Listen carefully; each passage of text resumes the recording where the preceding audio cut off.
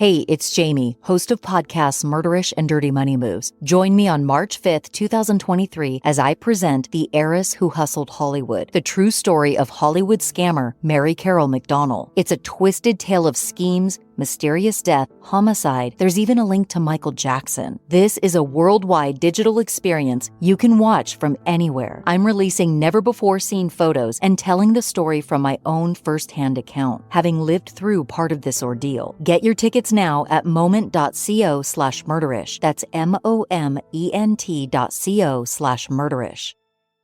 The opinions expressed in this episode do not necessarily reflect those of the Murderish podcast. Sensitive topics are discussed. Listener discretion is advised. Hey everyone, it's Jamie. Maybe you've heard, I'm presenting The Heiress Who Hustled Hollywood, a worldwide digital experience on Sunday, March 5th, 2023. And you don't even have to leave your house to enjoy the show. You can watch it on your computer, your TV, or other device. Tickets for the show are on sale now, and grab them now to take advantage of early bird pricing. During the show, I'll be walking you through a bizarre crime story involving Mary Carol McDonnell, a self-proclaimed heiress who turned out to be a prolific con artist. During the show, I'm going to share exclusive photos of Mary Carol for the first time. And they weren't easy to get because she's very elusive online, and that's by design. You guys, get your tickets now at moment.co/murderish or at murderish.com. And save the date, Sunday, March 5th, 2023 at 5 p.m. Pacific Time, 8 p.m. Eastern. That's moment.co/murderish, moment.co/murderish, or murderish.com for tickets. See you at the show.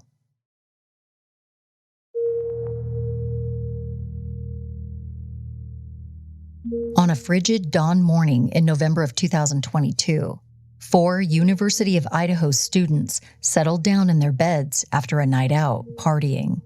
Daybreak was only a few hours away. Ethan Chapin, Xana Kernodle, Kaylee Gonsalves, and Madison Mogan were the textbook college co-eds, balancing the rigors of coursework with the call of the nightly social scene. That evening, boyfriend and girlfriend Ethan and Xana attended a frat party on campus, while best friends Kaylee and Madison checked out a popular downtown bar. And the fun didn't stop when the group rendezvoused back at home around 2 a.m., trekking up snow-covered stairs to the rickety residence they shared, just a block from campus. When the foursome finally did retire for the night around 4 a.m. November 13th, Kaylee and Madison lumbered to their third-floor bedrooms, and Ethan and Xana to Xana's space on the second floor. All of them figured they'd see each other again in a few hours for breakfast. A little hungover, but otherwise no worse for the wear. A 911 call came in to the Moscow Police Department just before noon. Something terrible had happened on King Road. Officers who entered the residence found a bloodbath of unthinkable proportions. Ethan, Xana, Kaylee, and Madison butchered in their bedrooms. The murder weapon and the killer nowhere to be found. Like a scene from a bad horror movie, the brutal murders were impossible to comprehend. When the details emerged, the shockwaves extended far beyond the borders of the small college town. Who would want to see these 4 young adults killed in the prime of their lives? Why did they do it?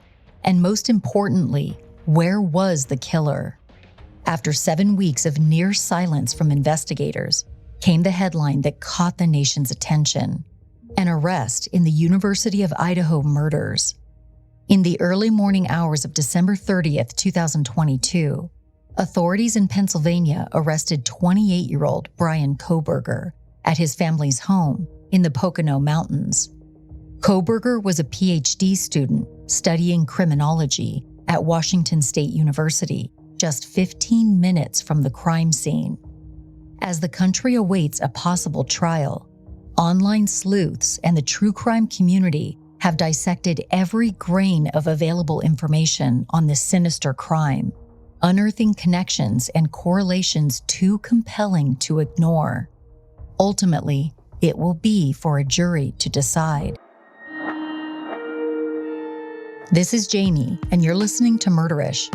Join me as I explore the case of the Idaho Four: Ethan Chapin, Xana Kernodle, Kaylee Gonsalves, and Madison Mogen.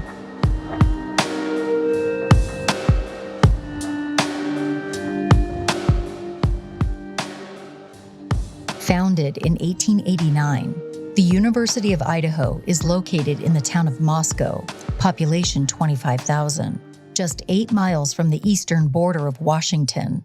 The school's student-athletes received their unique moniker in the early 20th century, when U of I basketball coach Heck Edmondson told local sports writers how his team liked to vandalize their opponents. The name stuck, and today the Vandals are one of northern Idaho's biggest draws. In Moscow, the university is the center of life, serving both as the town's top employer and its de facto cultural hub. U of I's 12,000-member student body drives the success of every retail venture, from the summer farmers market on Main Street, to Bootzer's Coffee House and Pub, to the annual Lionel Hampton Jazz Festival. The university hosts community events throughout the year, including concerts, theater performances, and lectures that are well attended by local residents, many of whom are U of I alumni themselves. So what draws thousands of young people from across the country to this isolated mining town in Idaho's Panhandle? Besides the raucous party scene, call it the adventure factor. Moscow and its surrounding areas provide endless opportunities for people who crave the outdoors. Hikers, bikers, river rafters, mountain climbers, all have found a home here. Once a major stop on the Northern Pacific Railway, Moscow lies on the eastern edge of the Palouse, a sea of wheat fields stretching across Idaho, Washington, and Oregon. Beyond its natural beauty, Moscow is, by all accounts, undeniably safe. A town where people forget to lock their doors, and parents don't fear sending their children hundreds of miles away to attend college. The university website boasts that Moscow's violent crime rate is 82% below the national average, and the police department operates a station right on campus. More telling, prior to November's quadruple homicide, the city had not seen a homicide in over 7 years. Given the close ties between the college and the community, it should surprise no one that news of the brutal crime shook Moscow to its core. With a dangerous and violent murderer on the loose, the town's veneer of safety evaporated quickly.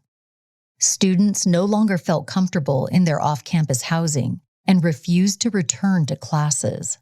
Within a week, the once lively village transformed into a ghost town, as an increasing number of parents picked up their children and returned them to their home states out of fear for their safety. Those who remained held regular prayer vigils for the family and friends of their murdered classmates.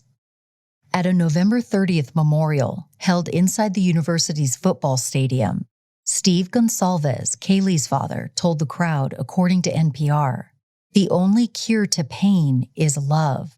It's the only thing that's going to heal us. It's the only thing that's going to heal you. But healing has not come easy, not with a crime this sinister." Xana Kernodle, Kaylee Gonsalves, and Madison Mogen, who went by Maddie, were overjoyed when they secured housing with 2 other female students, Bethany Funk and Dylan Mortensen, in June of 2022. The well-known party house at 1122 King Road wasn't much to write home about, but it was just a stone's throw from campus, affording the girls a quick jaunt to class on the occasion that the prior night's hijinks caused them to run late. The gray 3-story 6-bedroom home is within earshot of Greek Row, the university's party epicenter, and the girls, all members of sororities, were full of excitement for what the year would bring and the experiences they'd shared together. Maddie's father, Ben Mogen, said to ABC's 2020, "It was a really tight bond that all those roommates had with each other. Kaylee and Maddie were the closest. Best friends since the 6th grade in Coeur d'Alene, Idaho, the stunning blondes appear in pictures like twins. The night of their deaths, the self-proclaimed besties were sharing the same bed. Christy Gonsalves, Kaylee's mother, told Dateline NBC of Madison and Kaylee's relationship. These girls were inseparable, the ultimate best friends. They followed each other to the University of Idaho, where they rushed different sororities but ran in the same circle of friends. About 1,600 of the university's roughly 7,000 students claim an association with either a fraternity or sorority, making it one of the liveliest Greek scenes in the Mountain West.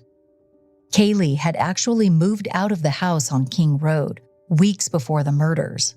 She returned on November 12th to show off the Range Rover she bought herself to her best friend, Maddie.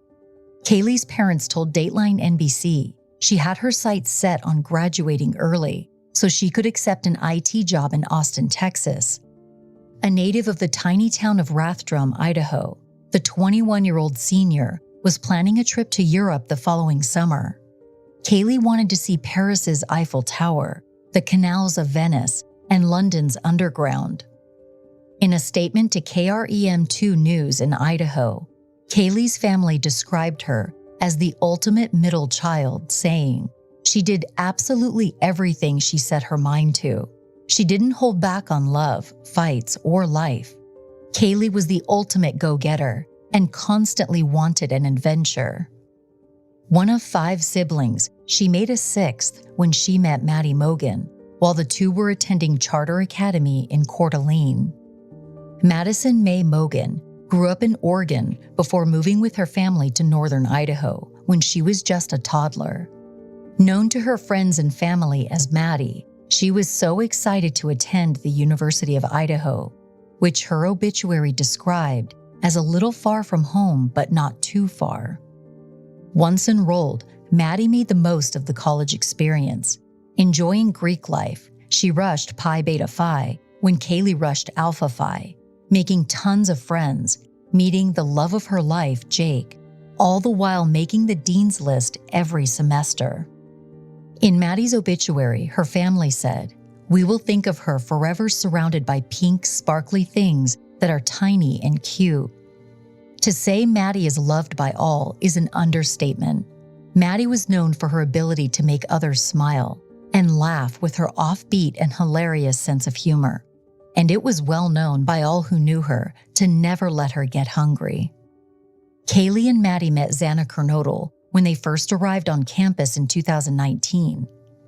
A fellow Idahoan, Xana was born in Avondale, Arizona, but grew up in Post Falls, Idaho, a town of 42,000 on the way to Spokane, Washington. A talented athlete, Xana ran track, did gymnastics, played volleyball and soccer. Once coming to Moscow, she majored in marketing and was a member of the Pi Beta Phi sorority, along with Maddie, a fellow server at the Mad Greek restaurant in town. The long-haired brunette loved her dog Shoeshine, electronic dance music, and going on family camping trips. Jasmine Kernodle told King 5 News in Spokane that her younger sister was loved by many and had the best friends surrounding her. "You rarely get to meet someone like Xana. She was so positive, funny, and always lifted up a room. She made me such a proud big sister, and I wish I could have more time with her. She had so much life left to live." Police have revealed that Xana was the last person to be killed during the massacre, and the only one believed to be awake at the time. According to details made public in January, the 20-year-old put up a fierce fight against her attacker, evidenced by deep cuts to her fingers, which were nearly severed. The new details match statements Xana's father made to the press shortly after the murders. Jeffrey Kernodle said, "She's a tough kid. Whatever she wanted to do, she could do it." Xana met bushy-haired freshman Ethan Chapin in the spring of 2022, and the two quickly became an item. Ethan was one of 3 triplets attending the University of Idaho, all dashingly good-looking. A native of Conway, Washington, The 20-year-old played basketball in high school and wanted to major in sports management. He'd just been accepted into the Sigma Chi fraternity and was, as friends put it, living his best life. On the evening before Ethan and Xana's brutal murders, the two attended a party together hosted by Sigma Chi, while Maddie and Kaylee went to the Corner Club in downtown Moscow. According to his obituary, Ethan loved the social life, intramurals, and tolerated the academics. His mother, Stacy, wrote of Ethan, one of 5 children. He loved unconditionally. He was loyal to all. He was inclusive, carefree, happy, just the best person you could ever meet. The stories are endless and amazing. He touched lives we had no idea existed. Ethan was incredible. Friends described Xana and Ethan as 2 peas in a pod. Accordingly, Ethan spent many hours at the girls' house off campus, including the night of November 12th, when his life and the life of his 3 friends would come to a terrifying end. A photo shared widely shows the 4 friends together on the front porch of the King Road home, along with the 2 surviving roommates. Maddie is sitting on Kaylee's shoulders. Ethan has his arm around Xana. Their families have told the media the pain caused by the loss of their loved ones will never heal. All they've asked for in return is justice.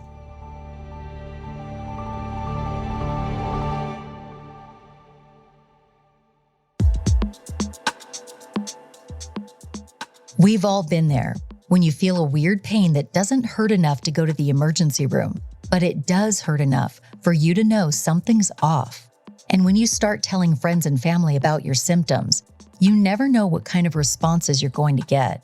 They might say you have a rare disease, or that you have bad spirits in your house that are preying on your health.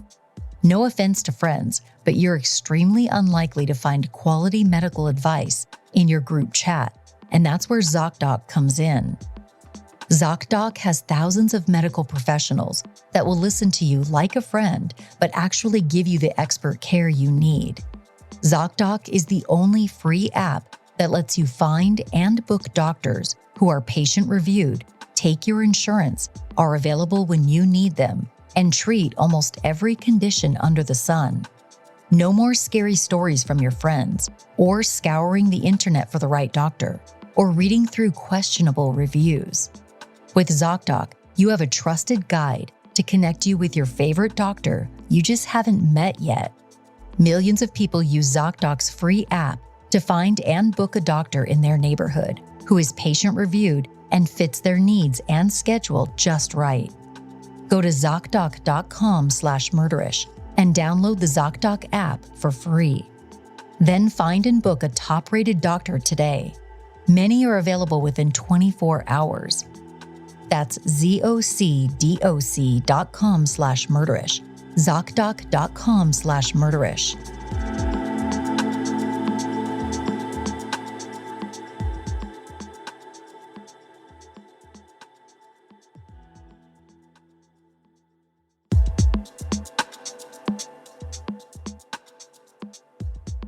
Have you ever stopped to think about the environmental impact of the massive plastic jug holding your laundry detergent? About 90% of the detergent is water, and we're paying extra for that. It seems like we're just wasting money and plastic, which cannot be good for our bank accounts or the earth. 91% of detergent jugs don't get recycled. When I learned that 700 million detergent jugs wind up in our landfills every single year, I started to realize the impact of our collective actions. But it's not like we can just stop doing our laundry. I'm so glad I discovered Earth Breeze. My new Earth Breeze laundry detergent eco sheets look just like dryer sheets, but they're not. They dissolve 100% in any wash cycle. There's no measuring, no mess, or heavy lifting. You literally just toss them in. Earth Breeze has made the whole concept of detergent better. The packaging is compact, biodegradable, and plastic-free. Eco sheets are vegan, cruelty-free, dermatologically tested, and safe for sensitive skin, which is really important for me as the mother of a young child. They offer flexible subscriptions that can be adjusted, paused, or canceled by you at any time without penalty. And just imagine, no more carrying in heavy detergent jugs after your trip home from the store. And it gets better. With their Buy One, Give 10 initiative, with each purchase, EarthBreeze donates 10 loads of detergent to a charitable cause of your choice. I love the thought of getting a chore done while also making a positive impact on the world. I was sold on the convenience of EcoSheets, but after learning how environmentally friendly the switch was, I knew EarthBreeze was perfect for me. If you're not 100% satisfied, EarthBreeze will give you a full refund and you don't even have to send it back. Now's the time to try EarthBreeze because right now, my listeners can subscribe and save 40%. Go to earthbreeze.com/murderish to get started. That's earthbreeze.com/murderish for 40% off. earthbreeze.com/murderish.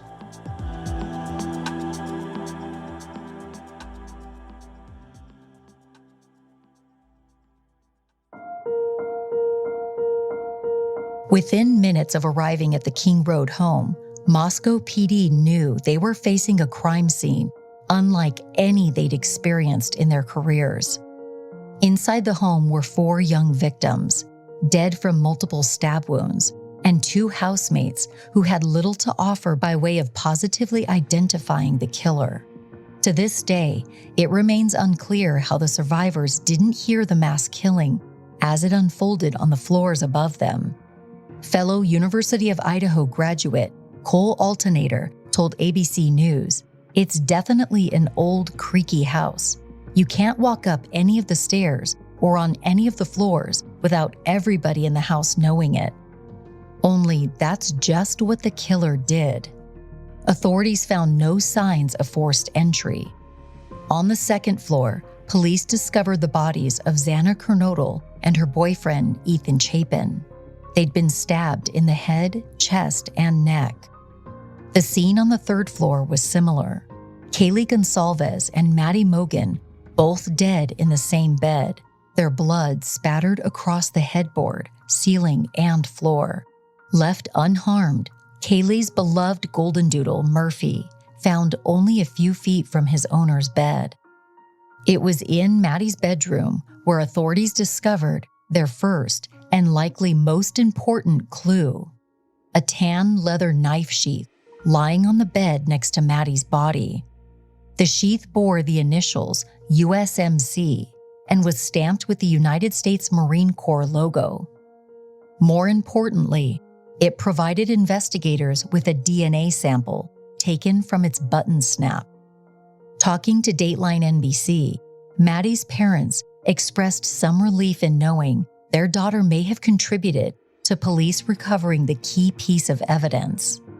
Steve Gonsalves said, "It's a checkmate-type moment, and our girls were part of it." The evidence suggests Kaylee and Maddie had been killed first, their throats slit while they slept. Noise from their 3rd-floor bedroom startled Xana and Ethan downstairs. As Ethan entered the hallway to find the source of the commotion, he was met by the killer, who slashed him across the neck. Ethan's lifeless body was found in the doorway. The attacker then set his sights on Xana, who fought valiantly before she too succumbed to the madman's blade.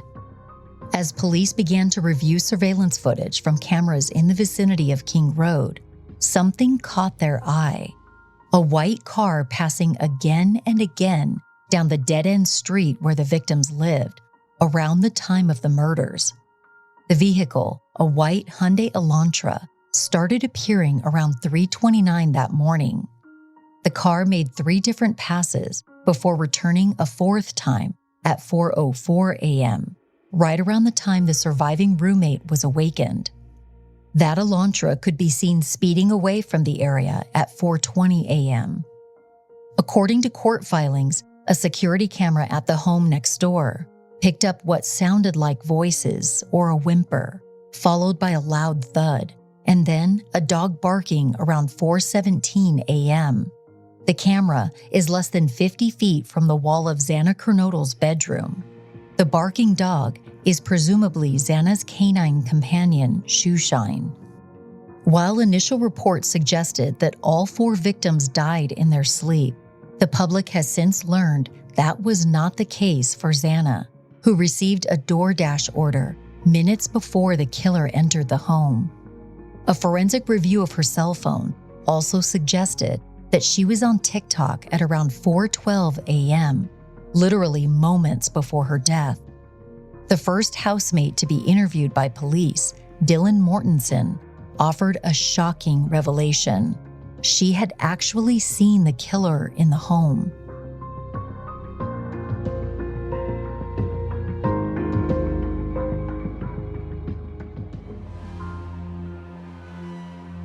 Around 4:20 a.m., Dylan heard something that sounded like crying and a voice utter, "There's someone here."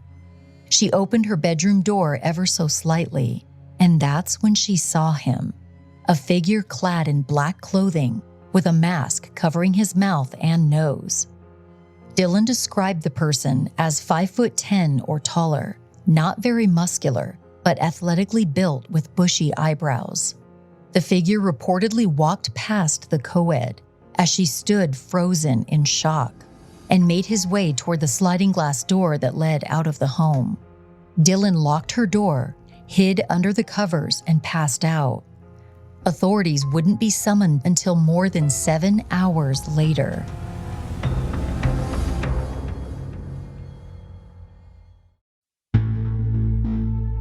Moscow Police Chief James Fry had little to share in the first news conference held after the shocking murders, telling the throng of media gathered, "This horrible crime has affected all of us, the families, the University of Idaho, our community, our country, and our officers." Reading from prepared notes, Fry made no mention of the knife sheath, of the surviving housemate's brief encounter with the killer, or the white Hyundai Elantra. These omissions, the public would later learn, were necessary to protect the investigation. The police chief, a 27-year veteran of the department, said during the news conference, "We do not have a suspect at this time, and this individual is still out there."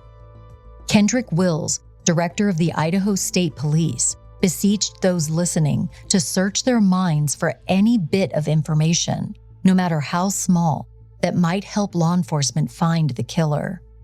Wills said, "Crime knows no boundary, and these murders have shaken us to our very core."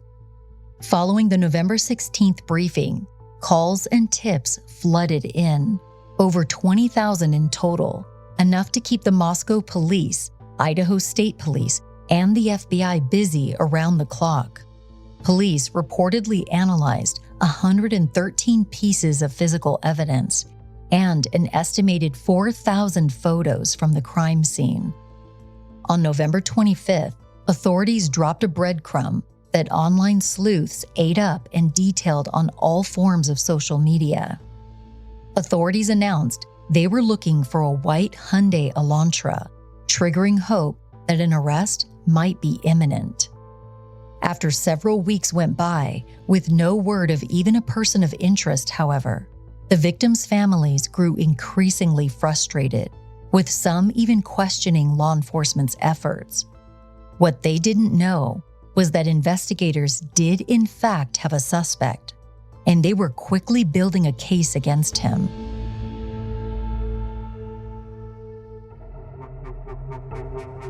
The headline flashed across screens from Louisville to London. An arrest had been made in the University of Idaho murders. The date was December 30th, 47 days since the crime happened. Suspect Brian Kohberger appeared in a Monroe County, Pennsylvania courtroom 4 days later for an extradition hearing, providing the nation its first glimpse at the person police say was responsible for the heinous murders. Dressed in a maroon jail jumpsuit and draped in a bulletproof vest, Kohberger stood 6 feet tall and 185 pounds. He wore a 1,000-yard stare and showed no signs of emotion as a judge read aloud the charges against him. It had been the white Hyundai that first put investigators on Kohberger's trail. Just days after police told the public on November 25th to be on the lookout for a vehicle matching its description, officials at Washington State University handed over a list of Elantras that were registered on campus. One of those, registered in Pennsylvania, belonged to Brian Kohberger, a first-semester grad student seeking to get a PhD in criminology. Prior to receiving the university's help, investigators had been sifting through over 22,000 registered cars that matched their search criteria. Their expert had initially pegged the Elantra as being built between 2011 and 2016. Kohberger's model, a 2015. Beyond the video of a car matching his own driving around the victim's house the morning of the murders, there's the matter of his cell phone. Kohberger had his phone turned off or had placed it in airplane mode between 2:47 a.m. and 4:48 a.m. on November 13th, a window of time that would allow him to travel back and forth from WSU to Moscow and commit the murders without being detected on cell towers. Those same records show his phone had been in the area a dozen times before the murders occurred, and even a few days after, suggesting he'd returned to the scene of the crime. Given the evidence, law enforcement believed they had their man. They decided to keep a close eye on Kohberger, who on November 22nd registered the Hyundai in Washington State and received new license plates. In mid-December, Kohberger wrapped up his first semester at the Pullman campus. His father came by plane to meet him, and the two set out across the country in the Hyundai, bound for their home state of Pennsylvania, over 2,500 miles away. Little did they know, authorities were hot on their tail the entire way. The pair were stopped not once but twice on the cross-country drive, the last time by Indiana State Police on December 13th for following too closely. Not wanting to alert Kohberger to their presence, homicide investigators remained at a distance, and in both instances, local law enforcement allowed the two men to proceed with only a warning. Once the suspected killer was back at his parents' home in the upscale community of Albrightsville, Pennsylvania, investigators decided they needed one more piece of evidence before making an arrest: Kohberger's DNA.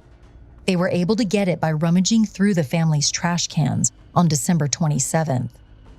DNA sample in hand, authorities back in Idaho tested the genetic marker against DNA taken from the knife sheath found in Maddie Mogan's bedroom. Police said it was a dead-on match.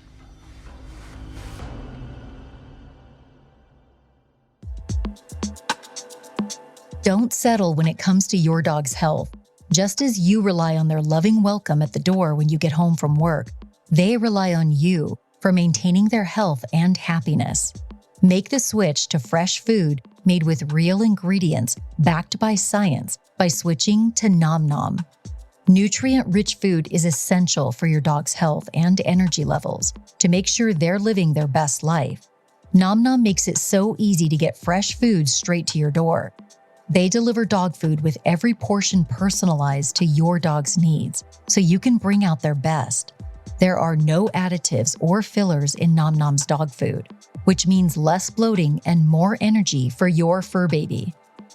Nom Nom uses the latest science and insights to make real, delicious food for dogs. Their nutrient-packed recipes are crafted by board-certified veterinary nutritionists and are shipped free straight to your door. Nom Nom's already delivered over 40 million meals to good dogs like yours, inspiring millions of clean bowls and tail wags. I love my dogs, Shadow and Clipper, beyond words. Just saying how much I love my boys isn't enough, though. I have to show them that I love them with my actions. Switching over to Nom Nom and giving Shadow and Clipper the gift of nutrition and health makes me feel so good. Seeing them running around full of life and energy shows me that Nom Nom was the right choice. And, judging by their bowls that are always licked clean, they seem to absolutely love Nom Nom. Nom Nom comes with a money-back guarantee, so if your dog's tail isn't wagging within 30 days, Nom Nom will refund your first order. No fillers, no nonsense, just Nom Nom. Go right now for 50% off your no-risk 2-week trial at trynomnom.com/murderish. Spelled trynom.com/murderish for 50% off. trynomnom.com/murderish.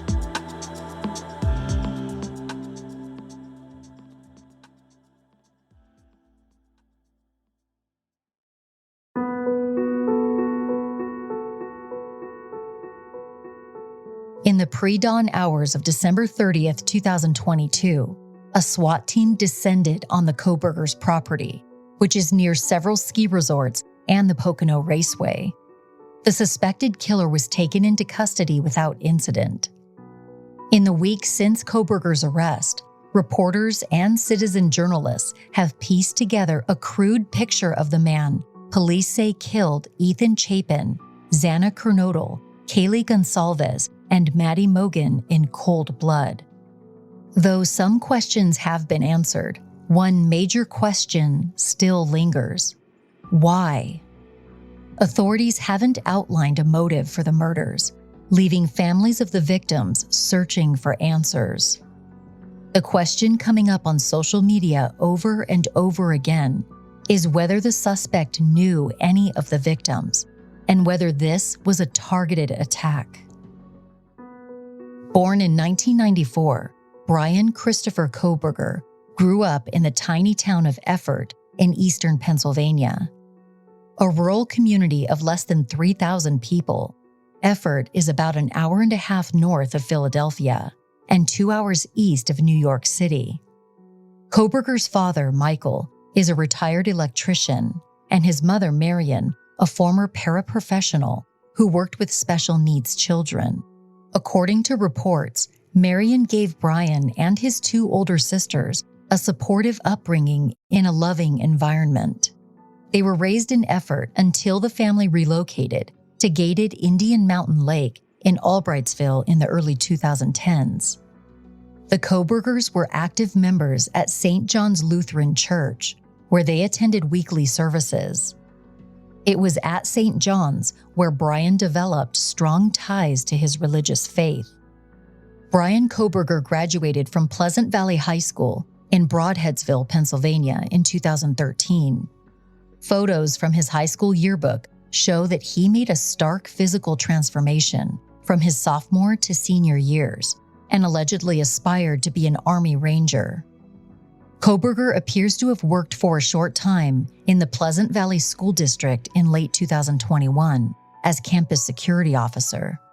Following high school, Kohberger attended DeSales University in Allentown, Pennsylvania, just a short distance from home. He earned a bachelor's degree and later a master's in criminal justice before setting off across the country for WSU in August 2022.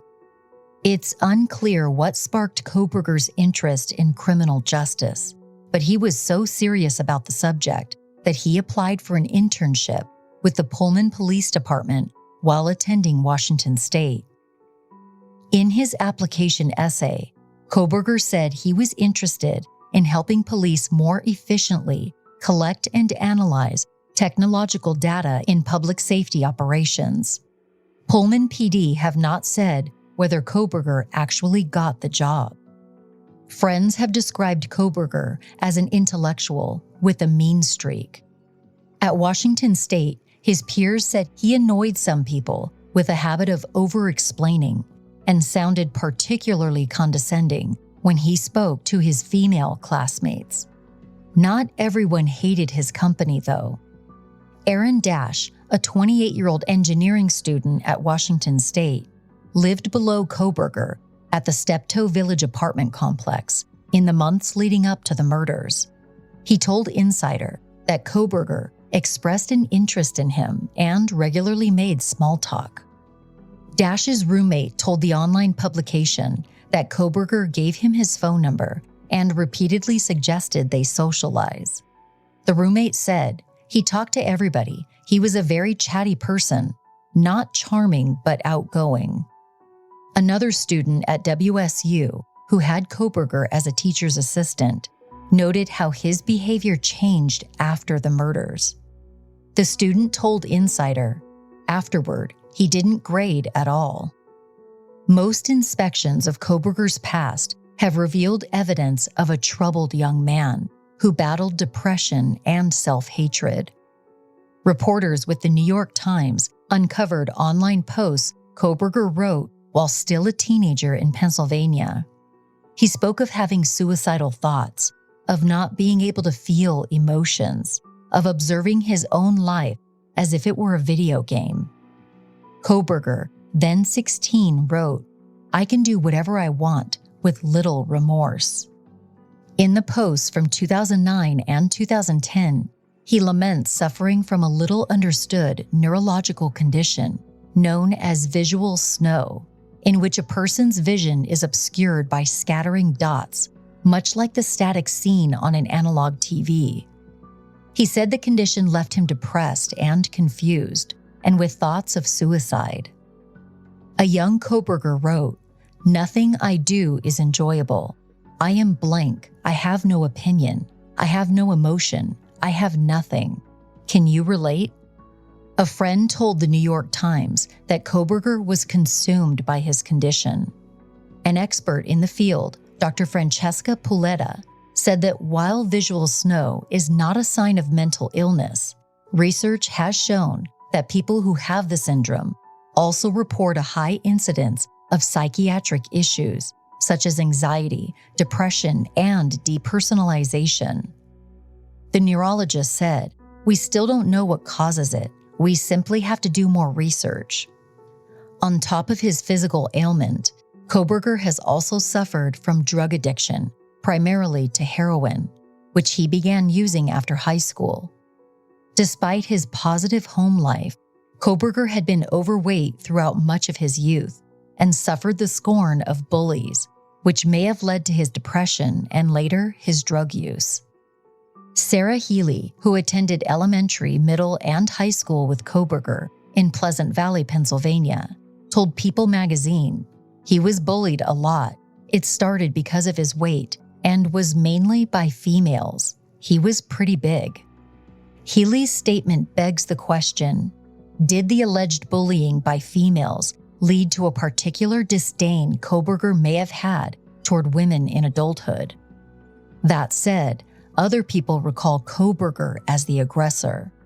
Casey Arntz, who was 2 years ahead of Kohberger in high school, told People about outbursts and anger issues. Arntz said he was the kind of person who would smash things or punch a wall or something like that. Rich Pasqua, who graduated from high school a few years ahead of Brian, told the Times that he and Kohberger used heroin together in 2013 and 2014 while working at a pizza shop called New York Pizza Girl. Pasqua recalled Kohberger as being socially awkward, a person with few friends. One of those friends was Jack Bayless, who described learning of Kohberger's arrest as wild. Bayless said Brian himself would have been fascinated by it. In a message from October of 2018, Kohberger told Bayless he was interested in studying criminals. He said he'd like to be involved in capturing violent criminals, but that it could be difficult to get a job like that. Kohberger wrote, "I'm thinking more along the lines of dealing with high-profile offenders, counseling." During his short time at WSU, Kohberger was working toward a PhD in criminology, in which students debate the motives of criminals and study, among other things, how prosecutors gather evidence. Kohberger was a teaching assistant and one of the 34 students in WSU's Department of Criminology and Criminal Justice. While many people have attempted to draw a link between his field of study and the massacre in Moscow, some experts are unconvinced. James Allen Fox, a longtime professor of criminology at Northeastern University, told the Inside Higher Ed website, "Studying criminology is not going to make you a criminal, and it's not going to make you a better criminal. What we teach is how come, not how. Michelle Bolger, one of Kohberger's criminology professors at DeSales University, told the Daily Mail that Kohberger had been a brilliant student. Bolger said, "In my 10 years of teaching, I've only recommended 2 students to a PhD program, and he was one of them. He was one of my best students ever." While at DeSales, Kohberger studied under none other than Catherine Ramsland, an expert on serial killers who helped Dennis Rader, the infamous BTK serial killer, write his autobiography. Ramsland has not yet agreed to interview requests. Professor Fox said it was unfair to connect Ramsland's scholarship with Kohberger's alleged killings. He told Inside Higher Ed, the media started playing on the fact that one of his professors had written a book about BTK, who was a serial killer, not a mass killer. These crimes are very different. I don't think there's any significance to that. To be fair, trying to paint Kohberger as some genius mass murderer in training isn't supported by the facts. Does a criminal mastermind leave behind evidence containing his DNA at the crime scene? Does he use his own vehicle to drive to the location where he committed murder? Does he turn on his cell phone while still near his victim's home? Based on what we know, it seems Brian Kohberger is nothing close to a criminal mastermind. Mary Ellen O'Toole, a former FBI profiler and the director of George Mason University's Forensic Science program, said to Inside Higher Ed, "People are giving the suspect too much credit for his academic excellence. Looking at the affidavit, there were a tremendous number of elementary mistakes made from a forensic and technological perspective that led to his arrest." She also said that based on the details of his movements and the way he allegedly committed the murders, she doubts Kohberger's intentions were experimental or scholarly in nature. O'Toole said, "The way he carried out these alleged murders does not point to some detached academic interest. This was need-driven behavior.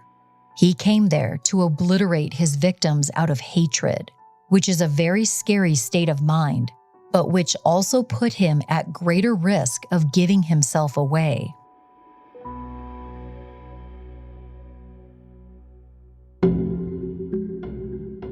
Despite mounting evidence to suggest he was the killer, Kohberger reportedly believes he's going to be exonerated.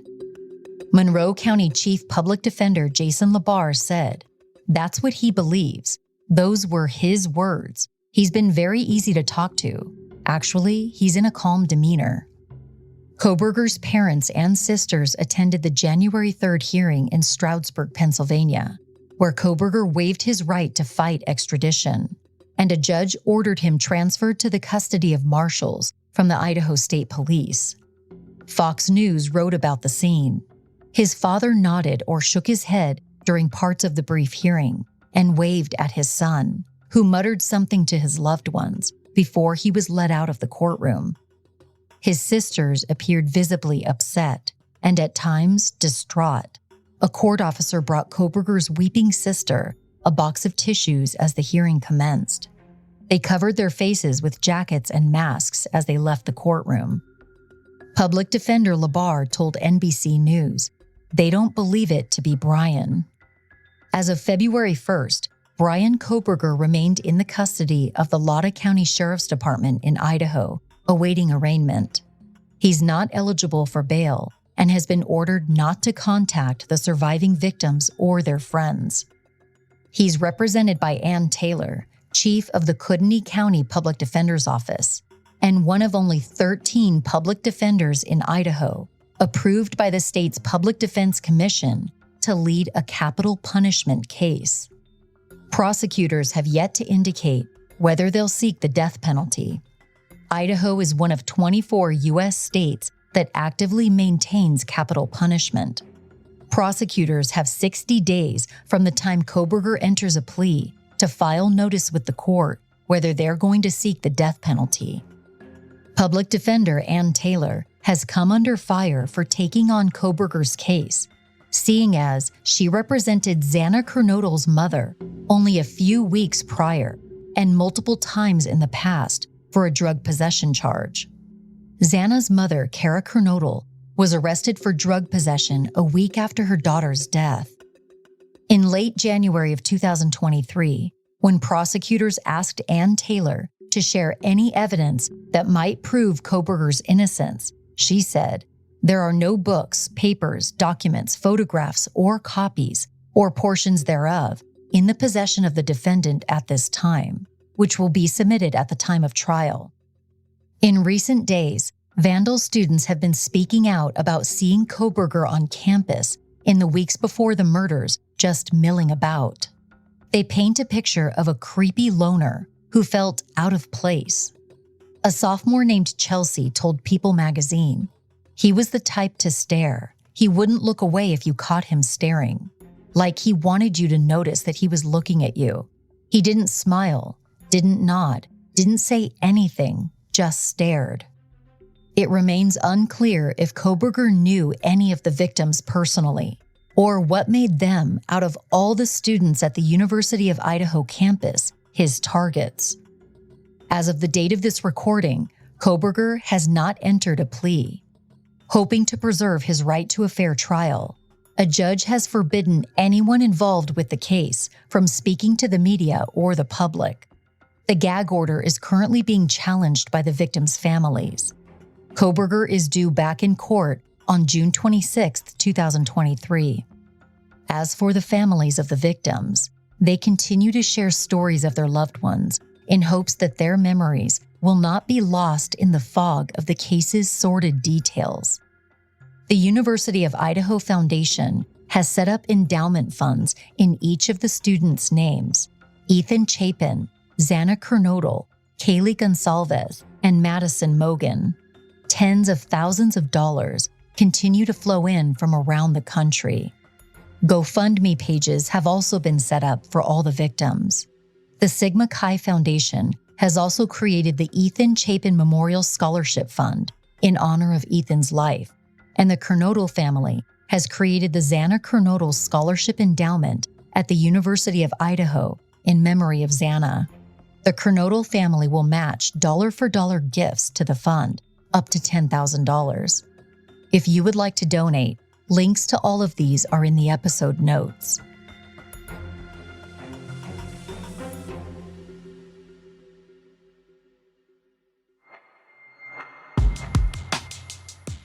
Thank you for joining me on this episode of Murderish, and don't forget to save the date for the worldwide digital experience I'm hosting on Sunday, March 5th, 2023. Early bird pricing is going on now at moment.co/murderish. That's moment.co/murderish. You can also get tickets at murderish.com. I hope to see you guys at the show on March 5th. Listen up, Murderish fans. If you'd rather listen to the podcast ad-free, check out Murderish Behind the Mic on Patreon, where you can get access to all the episodes with no ads, as well as bonus content and other cool perks. To sign up, visit murderish.com or just go to patreon.com and search for Murderish there. I want to give a big thank you to Jay for joining Murderish Behind the Mic. Thank you so much for your support. I am really looking forward to interacting with you on Patreon. Oh, and did I mention, the evening of the show that I'm hosting on March 5th, all Murderish Patreon subscribers will get into the after party for free that night. Visit murderish.com for more details and tickets.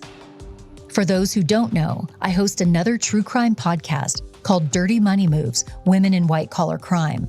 The podcast follows my investigation of a woman I met a few years ago, a woman who turned out to be a prolific con artist.